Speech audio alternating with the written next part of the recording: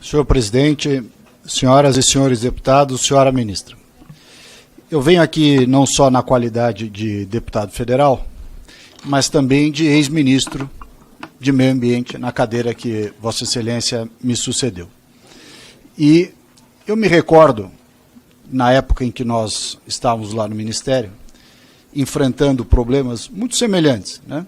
Queimadas também muito fortes, tanto no ano de 2019 lá no Pantanal, problemas que houve lá no Dia do Fogo no Pará e tantos outros. Também problemas de desmatamento crescente, aliás, desmatamento crescente que vem desde 2014, não começou no governo Bolsonaro. Mas eu me recordo, por outro lado, e tive a oportunidade de conversar sobre isso com o Capobianco, que aí está ao seu lado, o seu secretário, à época com o então deputado Rodrigo Agostinho, hoje presidente do IBAMA, e nós dizíamos que parte desses problemas eram problemas que precisavam ser atacados e tudo, e tinha uma estratégia por trás disso, e a crítica que nos faziam, inclusive o então ainda não presidente Lula fazia, era: o governo é criminoso, as queimadas são propositais, a culpa é de vocês, né? E hoje, numa situação ainda mais grave de queimadas e outras coisas, embora tenha caído o desmatamento, a culpa é do clima. Então, quer dizer, o próprio Lula, que dizia que quem estava no poder era o criminoso e queria o incêndio, agora não, agora a culpa é do clima. Quem está no governo não tem nenhuma responsabilidade. Eu procuro ser mais honesto intelectualmente e menos venal do que foram conosco. Tanto que a senhora não vê críticas minhas públicas da forma como foram feitas contra mim à época, de maneira injusta e venal. Estou vendo a senhora dizer, anotei aqui as suas palavras, que atua nesse momento, nesse seu, acho que terceiro período à frente do Ministério, com generosidade e respeito. Portanto, nessa mesma linha que a senhora disse que está tratando das questões, eu, como ex-ministro, farei críticas levando em consideração aquilo que não levaram quando nos criticaram no governo Bolsonaro: generosidade, respeito e verdade. Muitos dos problemas que a senhora está enfrentando, nós enfrentamos também. Muitas das dificuldades que a senhora está enfrentando, eu passei na época do Ministério. E digo mais, estou vendo aqui o Rodrigo, nós não tivemos greve do IBAMA em nenhum dia no governo do presidente Bolsonaro. Governo que disseram que houve desmonte ambiental e tudo mais, um dia sequer de greve, não houve. O concurso que está sendo preenchido foi feito no nosso governo. Nós abrimos as vagas de concurso. E o concurso andou e o seu governo está dando posse ao concurso que nós fizemos. Nós recebemos os órgãos há anos sem concurso, há anos com déficit de orçamento, ou seja, uma série de problemas recorrentes. Que a senhora, evidentemente, está tendo que lidar com eles também. E, novamente, está recebendo um problema gerado pelos seus colegas de governo, que não lhe dão os recursos e o apoio necessário para administrar o problema, assim como alguns no nosso governo também não se sensibilizaram lá no Ministério da Economia na época.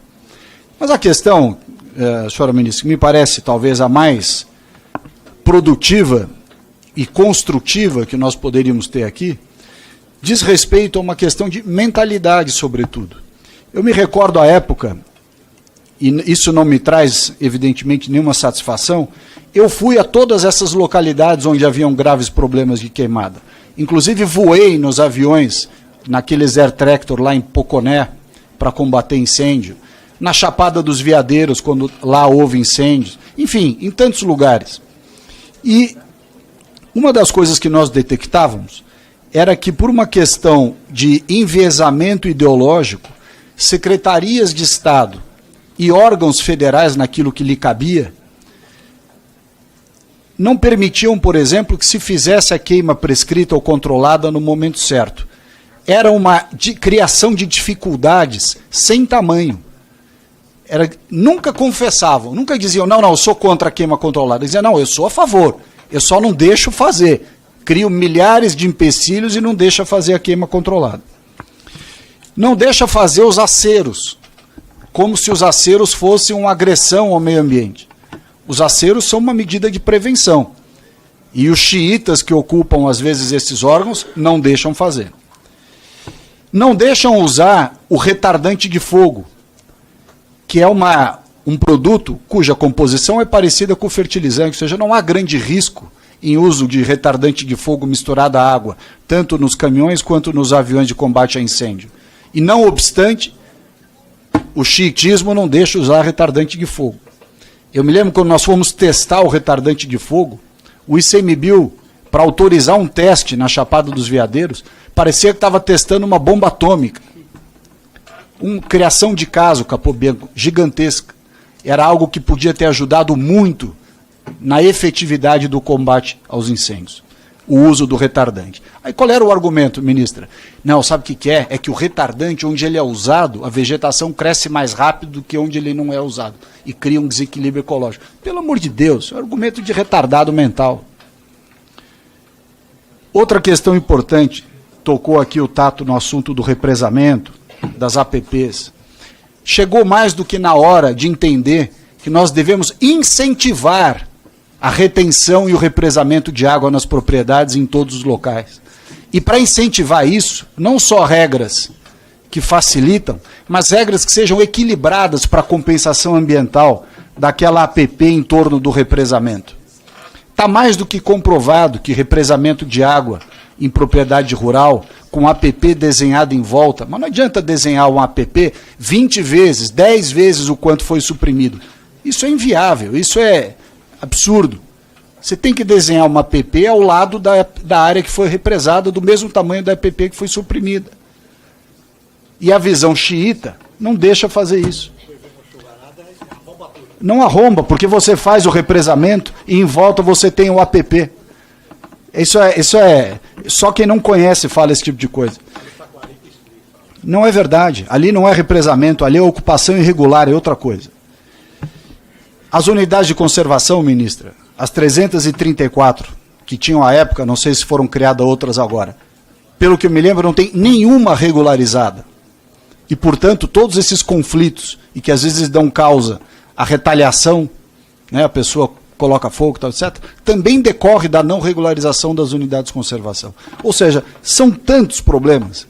O não pagamento pelo serviço ambiental adequado àqueles que preservam APP e reserva legal. Quer dizer, são tantos assuntos, tantos assuntos. Nós podíamos aqui falar da regularização fundiária, que seria uma medida importante para identificar quem são aqueles que ocupam as áreas. E essa umbilical, intrínseca, quase que dogmática aversão à regularização fundiária, Tato. Isso é ruim, porque se nós soubéssemos quem são os proprietários dessas áreas, no mínimo o nome, o RG e o CPF para ser responsabilizado, nós teríamos.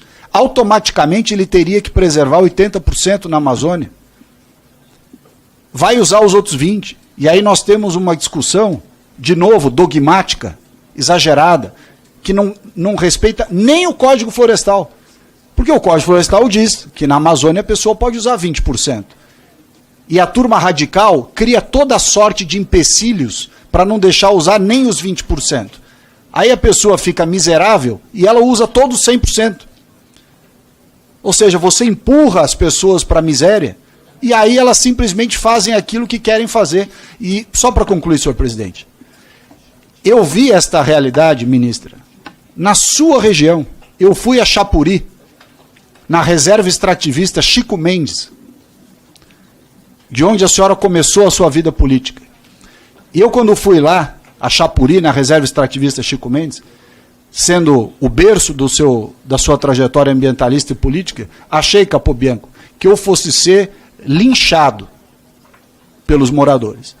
Mas, a contrário senso, Tato, a queixa dos moradores, dos extrativistas, da reserva extrativista Chico Mendes em Chapuri, a queixa era contra o ICMBio. A queixa era contra a visão da florestania. Porque essas pessoas vivem em absoluta miséria dentro da área extrativista, pedem há anos ao ICMBio para usar um percentual da Resex, que é a sua, que a lei lhe permite, já vou concluir, que a lei lhe permite, em piscicultura, em gado de leite, em café, e nem isso, Tato, lhes é autorizado. Resultado, vivendo na miséria, eles procuram qualquer forma de sobreviver. Senhor presidente, era isso. Muito obrigado. Júlio Zanata.